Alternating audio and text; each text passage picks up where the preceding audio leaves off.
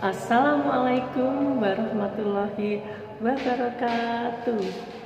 Alhamdulillah, pada kesempatan ini kita masih berjumpa lagi dalam acara Inspirasi Ramadan bersama saya, Nur Hayati Irnawati.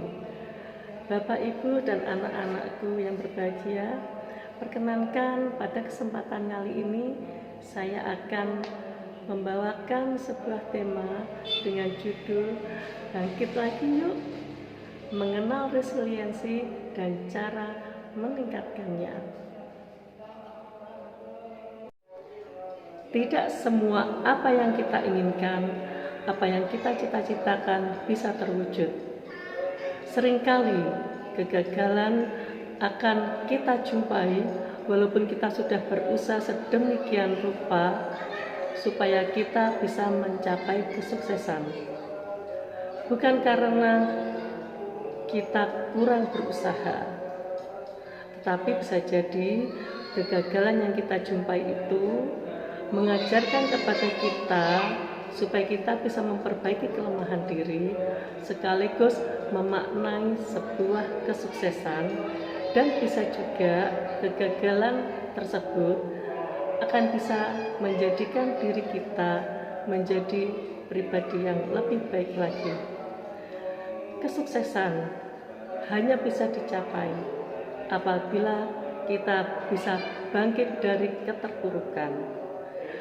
Dalam istilah psikologi, hal ini dinamakan dengan resiliensi, yang bermakna bangkit kembali. Resiliensi ini berasal dari bahasa Latin resilere, yang artinya bangkit kembali. Jadi resiliensi ini bermakna kemampuan seseorang untuk mengatasi, melalui, dan kembali kepada kondisi semula dari kejadian yang menekan. Resiliensi ini ibaratnya bola. Ketika bola basket itu jatuh, maka resiliensi ini adalah tenaga yang membuat bola itu kembali bangkit. Kita sebagai manusia seharusnya juga memiliki daya lenting seperti itu. Nah, resiliensi di sini akan membantu kita untuk bangkit kembali dari keterpurukan. Sekarang yang jadi pertanyaan, aspek-aspek apa saja yang dimiliki oleh resiliensi? Nah, yang pertama adalah aspek emotion regulation atau pengaturan emosi. Emotion regulation adalah kemampuan seseorang untuk berada pada ketenangan dan terkendali meskipun pada kondisi yang menekan. Dengan kata lain, sejauh mana kita dapat mengendalikan emosi, khususnya emosi negatif setelah kita mengalami kegagalan. Yang kedua adalah impulse control, yaitu pengendalian diri. Dengan kita memiliki kemampuan mengendalikan diri, maka kita akan bisa menjaga perilaku kita dalam batas kontrol dari diri kita sendiri dan tidak lepas kendali. Yang ketiga adalah optimis. Optimis adalah kepercayaan diri bahwa segala sesuatu dapat berubah menjadi lebih baik, mempunyai harapan akan masa depan, dan percaya bahwa kita dapat mengontrol kehidupan seperti apa yang kita inginkan. Yang keempat, causal analysis atau menganalisa penyebab masalah. Kemampuan menganalisa penyebab masalah di sini sangat diperlukan supaya bisa mengambil keputusan yang tepat, tidak salah, sehingga bisa menyebabkan kerugian baik pada diri sendiri maupun kepada orang lain. Kelima adalah empati. Empati adalah rasa atau turut merasa atau mengidentifikasi diri dalam keadaan, perasaan, dan pikiran orang lain atau kelompok.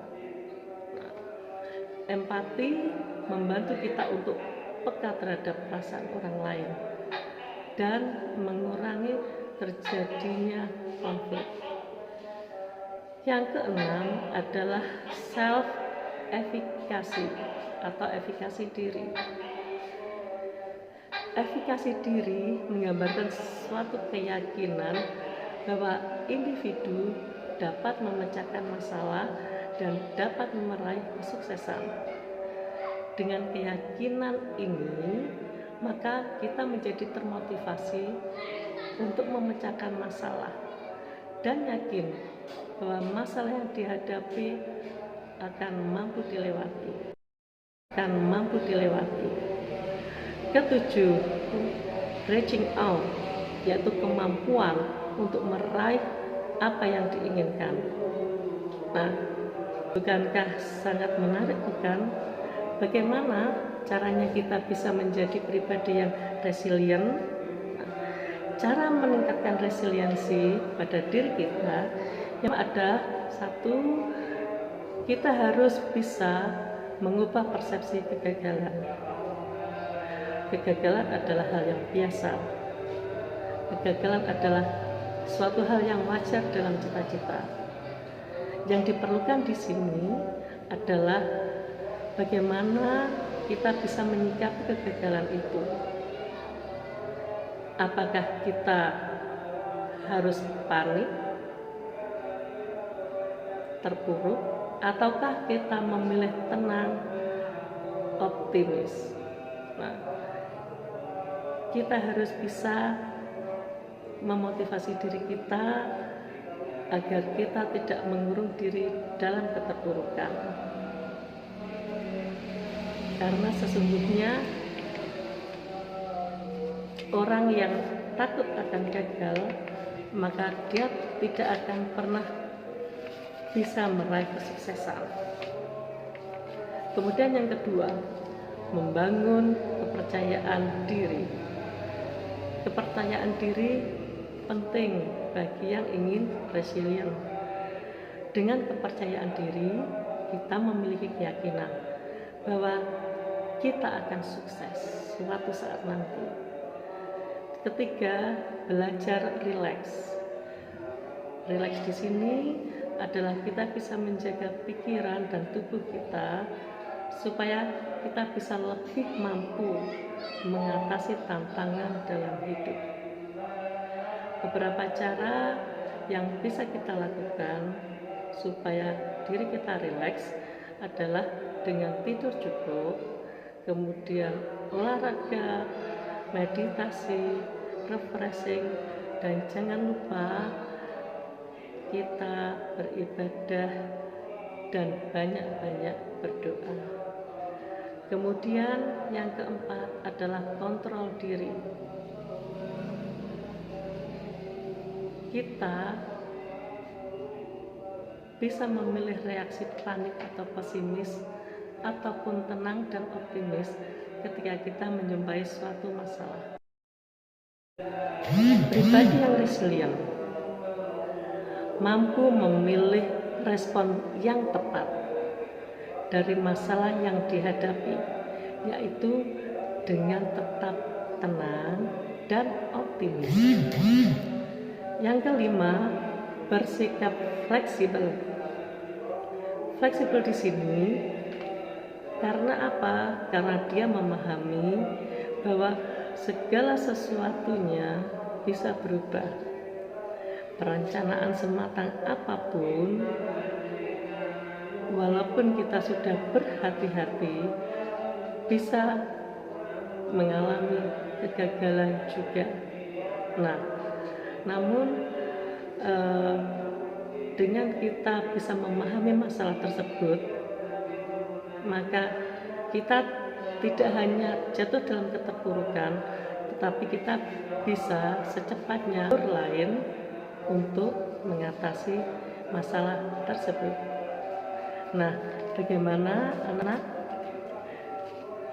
yang Ibu harapkan kalian bisa menjadi pribadi yang resilient, yang memiliki daya lenting, memiliki daya juang, memiliki semangat untuk bisa bangkit lagi dari keterpurukan. Apapun kondisimu, bagaimanapun keadaannya, kalian harus tetap berjuang dan berjuang, serta berdoa. Jangan lupa libatkan Allah dalam setiap langkah kehidupan kita. Insya Allah kalian akan menjadi orang yang sukses di kemudian hari. Percaya, ketika kita menengadahkan tangan kita kepada Allah, maka Allah akan mencurahkan, akan mengabulkan doa-doa kita. Tetap semangat. Bersama Ramadan, kita jadikan momentum Ramadan ini untuk menjadi pribadi yang lebih baik, untuk menjadi pribadi yang resilient. Sampai di sini dulu apa yang bisa saya aturkan pada kesempatan kali ini. Mohon maaf atas segala kekurangan. Wassalamualaikum warahmatullahi wabarakatuh.